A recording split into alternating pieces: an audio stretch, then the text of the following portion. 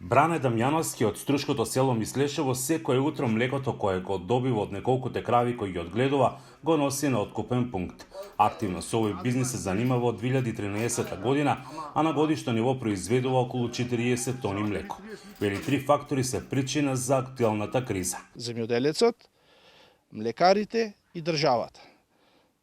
Земјоделецот неорганизиран, млекарите лакоми за да не искористе до максимум, државата не заштитила. Но додека цената за овој производ во маркетите секојдневно расте, откупната цена за предадено млеко кое ја добиваат фармерите е премногу ниска и сега изнесува само 28 денари. На млекарите 2021 година, кога се уништи големиот дел на сточниот фонд, ние баравме 3 до 5 денари да не изголемет откупната цена. Млекарите тогаш тоа не го направија, а нас ќе ни поможеа да го сочуваме ние со сточниот фонд. Ако дојде оваа криза со електричната енергија која почна да скапе, тие земет од народот 40 денари по литро млеко.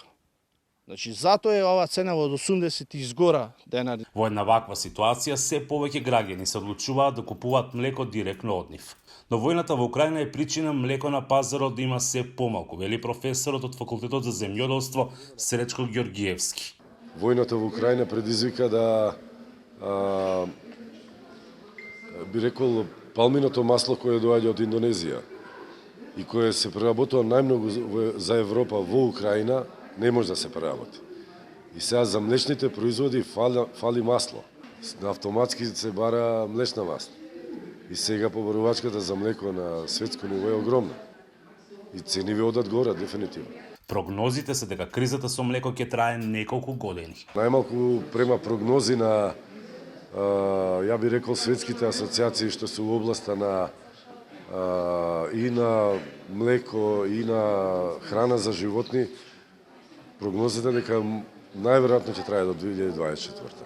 Би кажал ќе издржат само најаките.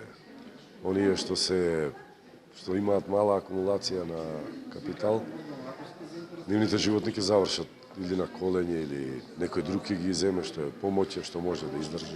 Дополнителен проблем е што дури за 80.000 грла е намален сточниот фонд со крупен добиток во земјава, како и бројот на ситни земјоделци кои чуваат 1 до 2 крави. Една млекара дури нуди и без пари крави, значи без пари крави, само да имат млеко. Значи нешто се случуваат големо.